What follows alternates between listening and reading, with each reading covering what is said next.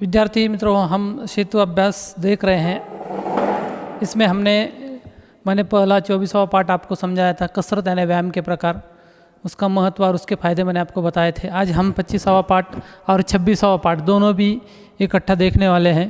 अब 25वां जो पार्ट है उसमें दिए समोच्चारित शब्द और उसका मराठी अर्थ और हिंदी अर्थ। अब देखो, कुछ ऐसे शब्द होते हैं कि उसका उच्चारण एक जैसा होता है लेकिन उसके अर्थ अलग अलग होते हैं, ये इसमें बताया है। अब पहला शब्द है कल। कल का अर्थ होता है पसंती। मराठी में पसंती यामध्ये आपण म्हणतो तुझा कल कोणत्या विषयात आहे, तुला कशात तुझा कल कोणत्या विभागात आहे, असं कल यानी पसंती। और हिंदी में कहते हैं आने वाला बीता हुआ दिन, यानी आने वाला बीता हुआ। हिंदी में कल अपन जसं म्हणतो उद्या आणि आज, हिंदी में दोनों को ही कल कहते। वो कल आने वाला है, वो कल जाएगा। इस तरह सही यानी मराठी अर्थ होता है स्वाक्षरी, और सही यानी हिंदी में कहते हैं ठीक, सत्य।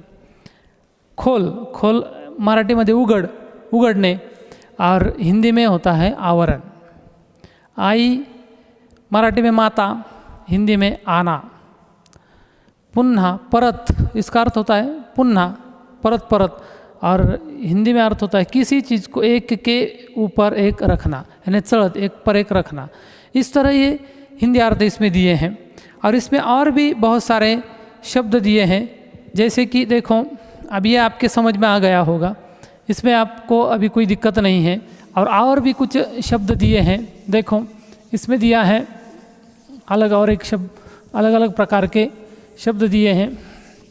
जैसे आप देखो, इसमें दिया है, देखो नीचे का प्रश्न है कि निम्नलिखित समोच्चारित शब्दों के हिंदी और मराठी अर्थ लिखो। पहला शब्द दिया है घंटा। अब ये जो घंटा शब्द है, इसे हिंदी में हम समय कहते हैं। आप कितने घंटे में आओगे, आपको कितना घंटा चाहिए, ये। और एक घंटा, ये यहाँ पर समय यानी ये समय, और हिंदी अर्थ होता है, मराठी अर्थ होता है घंटा यानी मंदिर में लगाए जाने वाली घंटा, जैसे इस शाळेत वाजती घंटा। तीर, अगला शब्द दिया है तीर, हिंदी में कहते हैं शर, है ना, तीर, शर, और मराठी में कहते हैं बाण। ऐसे और भी अलग अलग शब्द हैं। नीचे दिया है बाल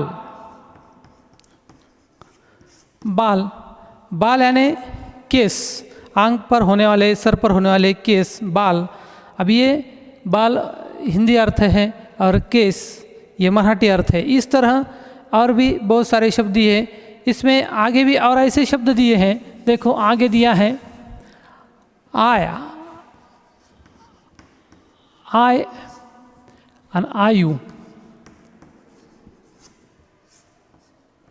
आय यानी आय, इस शब्द का अर्थ होता है उत्पन्न। आपकी आय कितनी है, आपकी वार्षिक आय कितनी है, तुमचं वार्षिक उत्पन्न किती आहे, तुमचं रोजचं उत्पन्न किती आहे। आयु माने, आयु यानी वय वर्ष। देखो, शब्द का उच्चारण जैसा आयु, आयु, आय यानी आपकी आय कितनी है, आपका उत्पन्न, आयु यानी वय। अगला शब्द दिया है कुल। देखो, दोनों शब्द का उच्चारण एक जैसा होता है। अब ये जो पहला कुल है, पहले उकार का कुल और दूसरे उकार का कुल, अब इसमें कैसा अंतर है, देखो कैसा फर्क है। पहला कुल है वंश और दूसरा है किनारा। वंशाचा दिवा आपण म्हणतो, वंश वो हमारे ही कुल के हैं, ते आमच्या ही वंशाचे आहेत। कुल यानी कि मैं नदी के उस कुल को खड़ा था, यानी उस किनारे को। अब अगला है दिया है चीता।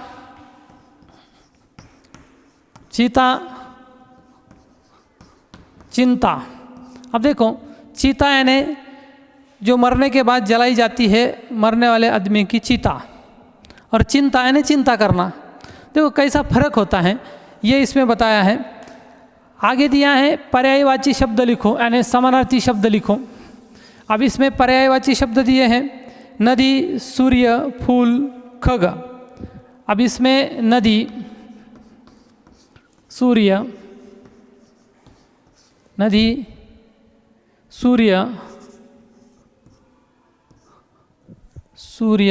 फूल खग।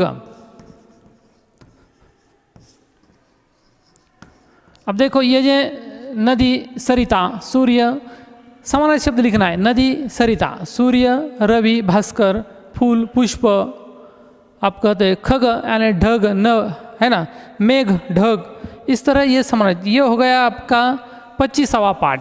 और 26वां जो पाठ है अब 26वां पाठ में भी दिया है इसी प्रकार कि इसमें शब्द युग्म पहचाना है।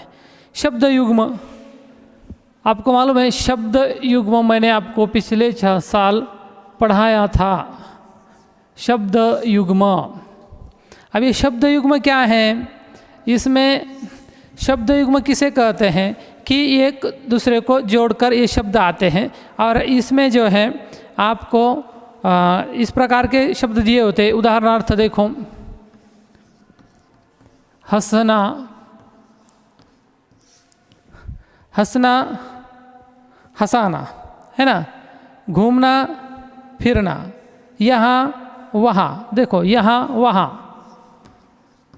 यहाँ इसको एक इस तरह है ना यहाँ वहाँ हंसना हंसाना ये शब्द युग्म होते हैं। इसमें बहुत सारे शब्द युग्म दिए हैं आपके सामने भी वो चित्र दिखाई देगा। देखो अभी मैं अलग से आपको बताता हूँ।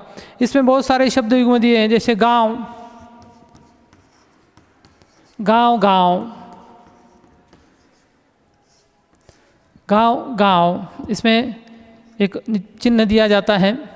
उसके बाद आगे है देखो शब्द युग्म में बहुत सारे शब्द आते हैं जैसे कि गाँव गाँव हंसना रोना आगे पीछे नीचे ऊपर ये जो है ये सब शब्द युग्म हैं।